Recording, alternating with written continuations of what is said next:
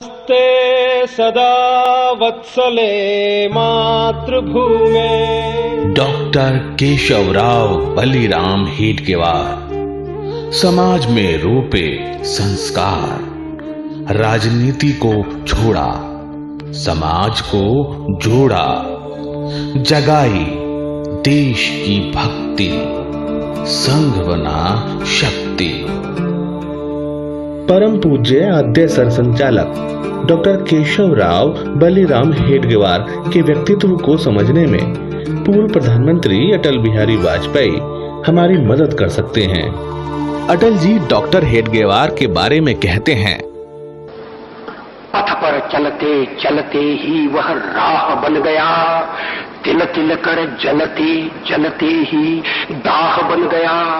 वह कैसा था भक्त, स्वयं भगवान बन गया, कुंभकार की कृति होकर निर्माण बन गया। राजनीति में उनका कद कितना बड़ा हो चुका था, इसका अंदाजा आप इसी से लगा सकते हैं कि यरवदा जेल से रिहा होने पर उनका स्वागत करने खुद मोतीलाल नेहरू पहुंचे थे।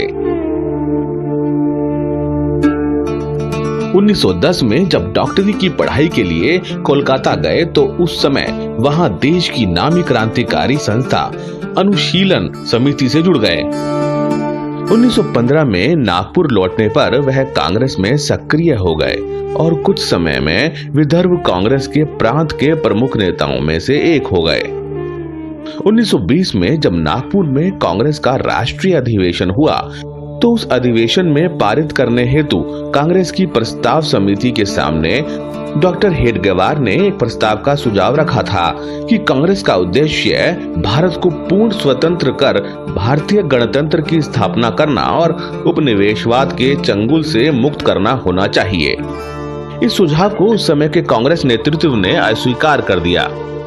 1921 में कांग्रेस के असहयोग आंदोलन में सत्याग्रह कर गिरफ्तारी दी और उन्हें 1 वर्ष की जेल हुई। डॉक्टर साहब धीरे धीरे इस निष्कर्ष पर पहुंचे कि स्वाधीनता की प्राप्ति के साथ अगर एक शक्तिशाली राष्ट्र का निर्माण करना है तो सामान्य समाज को राष्ट्र भाव से ओतप्रोत कर जाति, भाषा, मत, पंथ से ऊपर उठकर एक दूसरे के लिए जीने वाला बनना होगा। इन सभी बातों को ध्यान में रखते हुए देश की स्वतंत्रता की प्राप्ति और उसके पश्चात शक्तिशाली वैभव संपन्न राष्ट्र बनाने के उद्देश्य से ही उन्होंने राष्ट्रीय स्वयंसेवक संघ की स्थापना की। विजयादशमी के इस शुभ अवसर पर हम लोग आज से संघ शुरू कर रहे हैं। इसका अर्थ यह है कि हम सब शारीरिक, दैनिक तथा राजकीय तीनों प्रकार की शिक्षा लें तथा दूसरों को देना शुरू करें। पूर्ण स्वराज के उनके सुझाव को कांग्रेस ने 9 वर्ष बाद 1929 के लाहौर अधिवेशन में स्वीकृत किया। लाहौर अधिवेशन जो कि 1929 के अंत में और 30 के 1 जनवरी हुआ था, उस अधिवेशन में यह स्वीकार किया गया और यह प्रस्ताव पारित किया गया पूर्ण स्वातंत्र्य का। तो जिस बात को डॉक्टर हेडगेवार ने 1919 में रखा था कांग्रेस के सामने, उस बात को कांग्रेस को स्वीकार करने में 9 साल लग गए।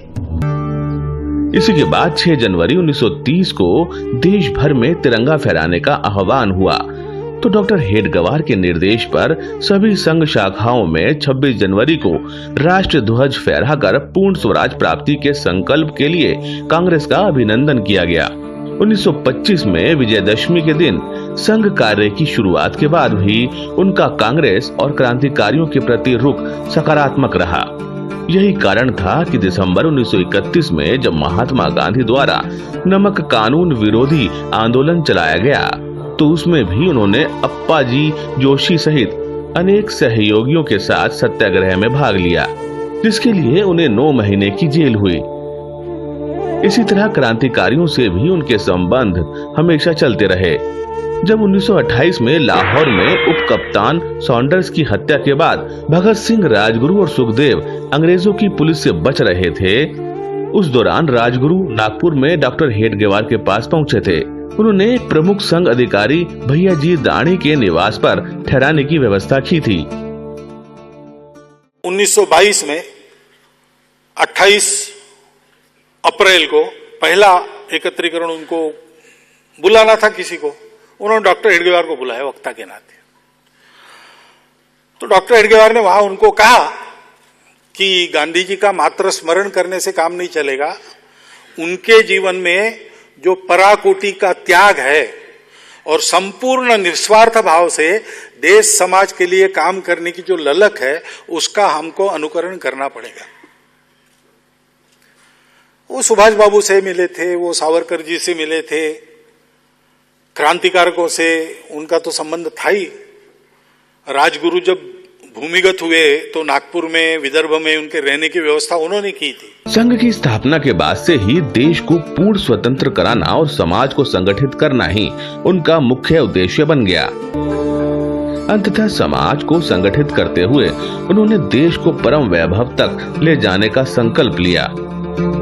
अपने जीवित रहते 1940 के नागपुर प्रशिक्षण शिविर में उन्होंने हर प्रांत से आए स्वयंसेवकों को देखकर उसे लघु भारत कहकर पुकारा था, लेकिन अपने संकल्प को वो हम सब स्वयंसेवकों के लिए छोड़ गए। शायद इसलिए कि हर स्वयंसेवक परम वैभव के उस लक्ष्य को समझ सामूहिक रूप से अपनी योग्यता क्षमता अनुसार निस्वार्थ भाव से तब तक इस कार्य को करे जब तक परम वैभव के अपने